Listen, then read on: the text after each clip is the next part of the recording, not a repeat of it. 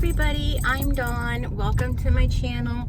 Thank you for visiting with me. Because I'm driving, I have to do my disclaimer. I know some of you are humored by it, but if you were in the car with me, I would be talking to you like this. So this is no different. My hands are on the wheel. I'm concentrating on what's going on around me. I know this route like the back of my hand. I could probably get home blindfolded. I will not try that, but I probably can. So I have a story time for you guys, because a lot of you are very new to my channel, and I'm so happy you're here. I love having you here. I love you guys. You lighten my day. When I see your comments, I feel like I'm talking to you.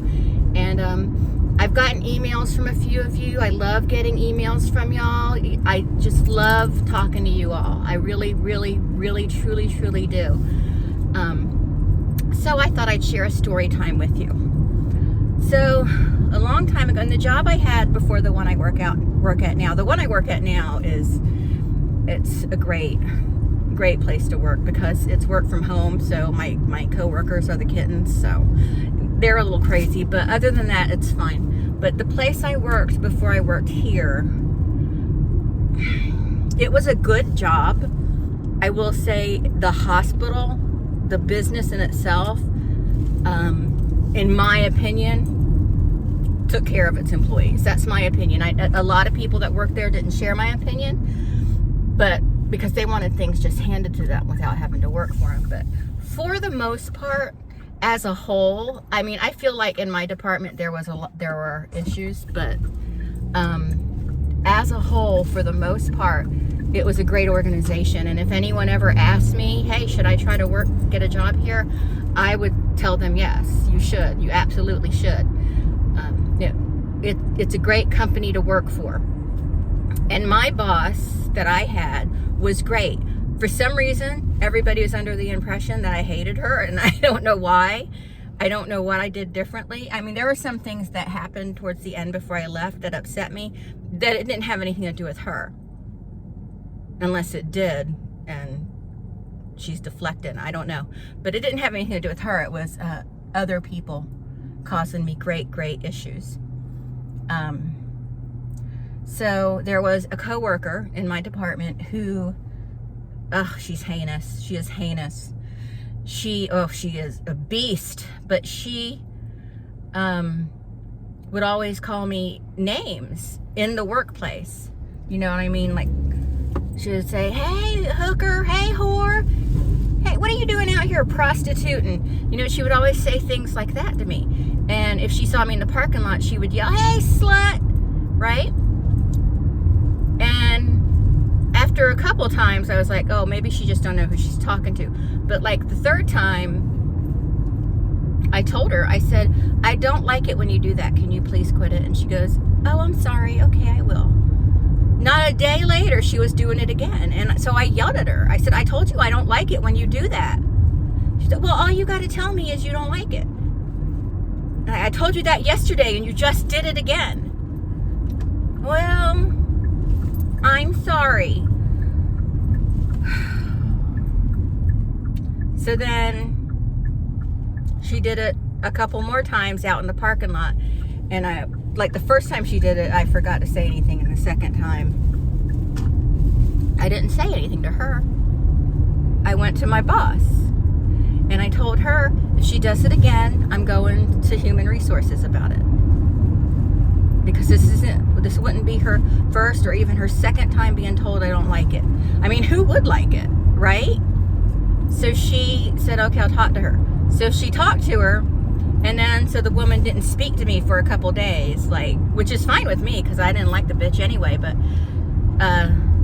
she told me, I don't know if you noticed I haven't talked to you for a few days. It's because I'm mad at you. And I'm like, I know you're mad at me for defending myself, but let me tell you something. I'm always going to defend myself.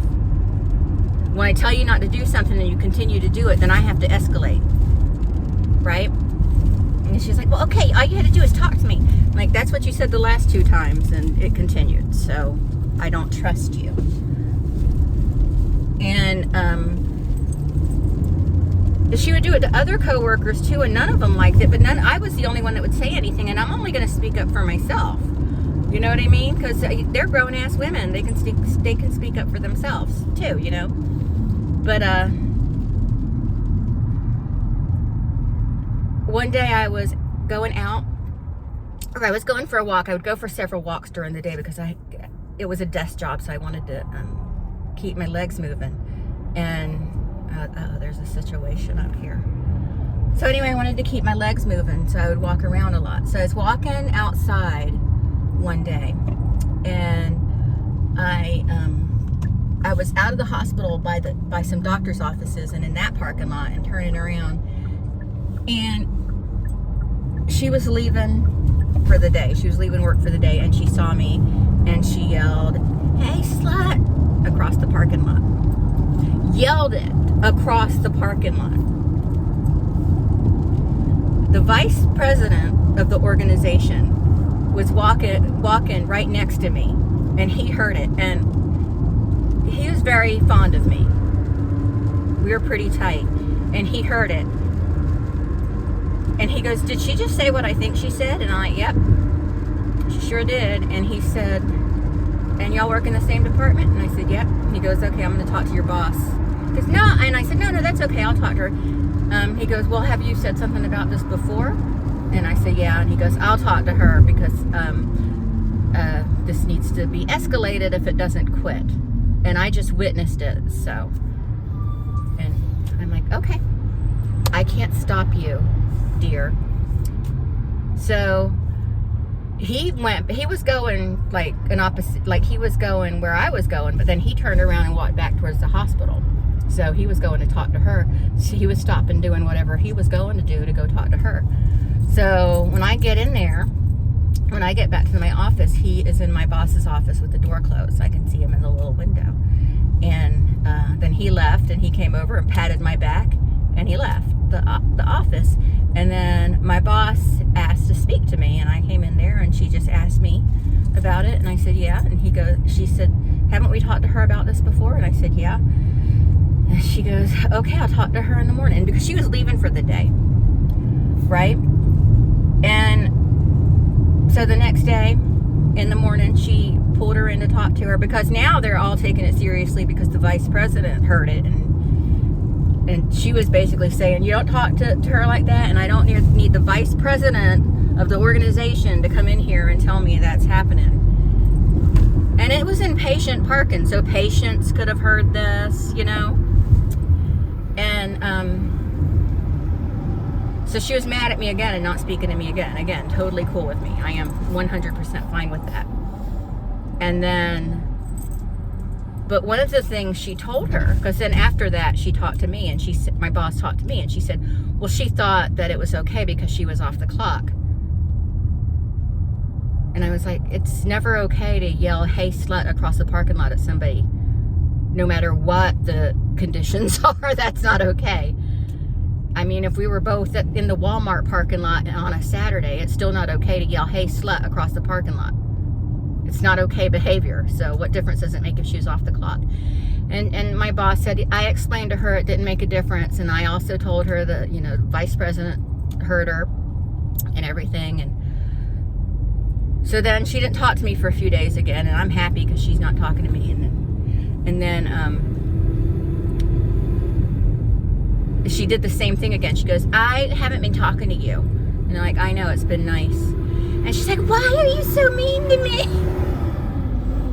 And I said, "Because you are a nasty person. I don't know how many times you've been told not to yell vulgarity or vulgar names across the parking lot and across the building at me." Because she's also done it inside the hospital before, in front of patients. And I said, "And for your information, you can be mad at me all you want. That's fine. I'm not the one that went to her this time. It was, we'll just call him Jay. It was Jay, vice president of the organization. It was him this time. He went to her because he was right there and he heard you. And he told me if it were up to him, you would not be here anymore. So it wasn't even me that went to her about it. It was him. And I said, but I can tell you this, if it happens again, I'm going to HR, and then I can put him down as a prior witness.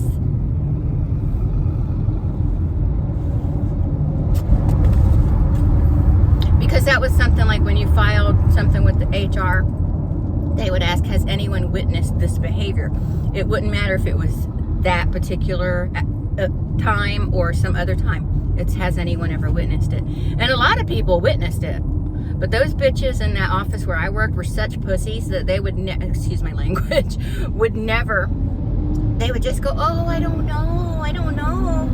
And they know damn good and well. And, but yeah, I said, if it happens again, I'm going to HR. I'm not even hesitating. And then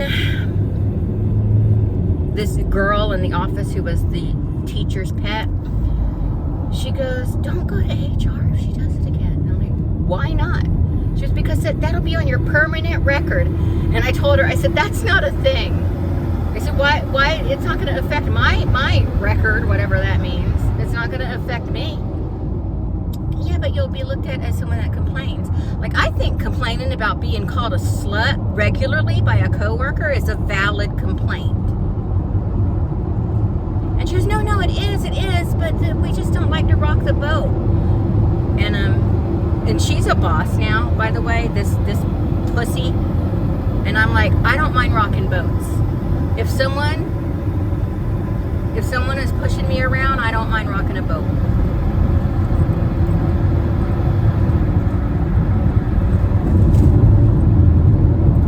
So yeah, I'm like, I don't have an issue with rocking boats.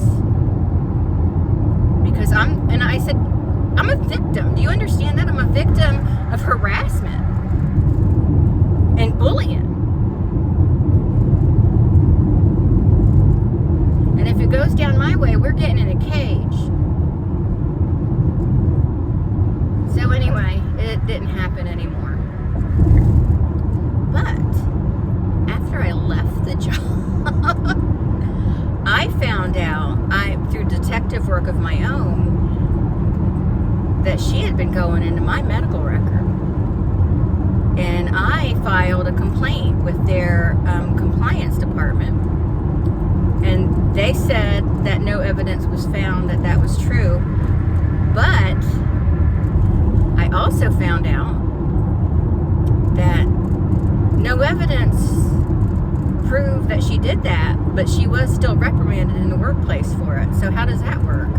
Because I found out, because they don't know, I'm still talking to everybody I was friends with before. Plus I have family that works there. And I still have family that works there. I'm going to be losing my line of connection soon. But yeah, it's, she still got reprimanded for that. They just told her, we need to make sure we're not going into any records that we don't have authorization to go into. If they don't have you have to have authorization to open a record.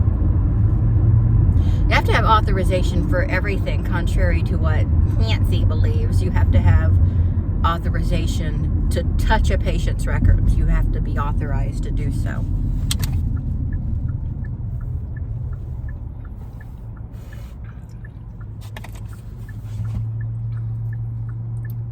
So yeah, she was just yelling these things across the parking lot at me.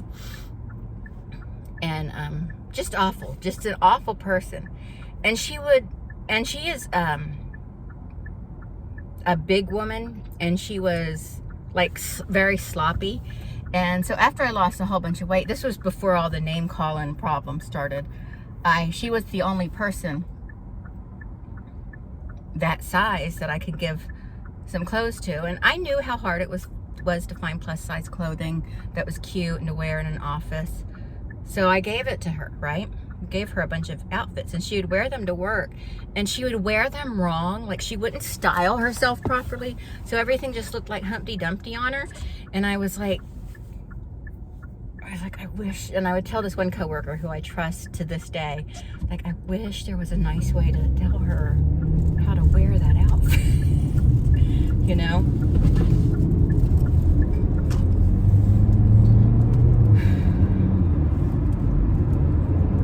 But anyway, all the clothes I gave her, and they were like 3X and 4X, and they were still a little too small on her. Like the tops, I have a lot of V tops, and So there would be the V down the front, but it would be pulled up to here, so the V was bunched up, and then the part that's supposed to be under the breast is like up here. It's like, why are you wearing that shirt like that? It would bother me so much. But I had interviewed for a management position in that department, and I was asked, like, what were some things I would be really strict about, and I said one thing I would be strict about was appearance. And I'm like, 'cause some of these women walk in here like they just rolled out of bed, and I think it looks really bad when the president of the facility comes in here, and some of us look like we were rode hard and put away with. I'm sorry, but I think that's one of the reasons I didn't get that job. Not because I think that they should be dressed appropriately, just because of the way I described them. You know, I mean, you know, you go to work at certain places, you have a uniform, and none of them were up. You know,